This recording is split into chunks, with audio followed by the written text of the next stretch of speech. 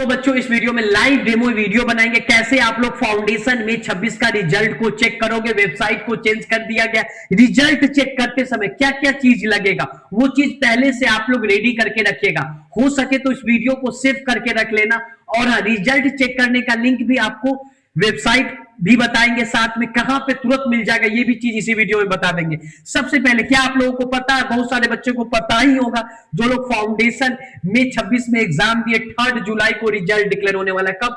Website का नाम क्या है? caresult.ici.org। पहले का वेबसाइट था ici.nic.in। उस वेबसाइट पे रिजल्ट नहीं आ रहा है। कौन से वेबसाइट पे सर? caresult.ici.org। इस वेबसाइट पे जैसे ही आओगे आपके सामने अभी इंटरमीडिएट का शो कर रहा है, फाइनल का शो कर रहा है।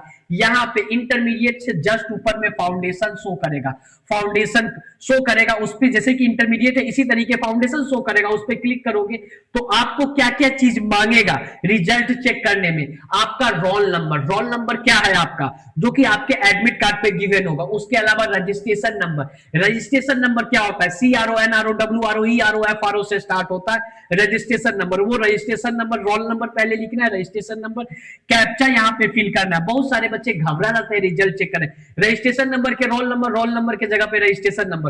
और रोल नंबर आपको मई 26 का, कुछ रिपीटर होंगे तो पहले जो एग्जाम दिए होंगे उनका रोल नंबर लिखते होंगे, नहीं, हर अटेम्प्ट का अलग रोल नंबर होता है बच्चों। तो आपको ये चीज ध्यान देना है कि रोल नंबर मई 26 का, रजिस्ट्रेशन नंबर, कैप्चा, और जैसे ही सबमिट करोगे आपका रिजल्ट आपके सामने आ जाएगा। होप कि आप लोग को सक्सेसफुल दिखे और आप लोग पास कर जाओ सीए फाउंडेशन मई 26 का। मैंने लाइव डेमो पूरा प्रोसेस बता दिया।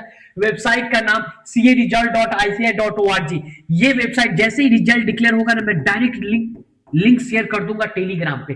अभी बच्चों सर्च करो टेलीग्राम पे चार्टेड स्टडीज, वहां जरूर ज्वाइन कर लेना चार्टेड स्टडीज का टेलीग्राम चैनल को। ऑल द बेस्ट बच्चों, रिजल्ट के लिए चैनल के साथ बच्चों बने रहना।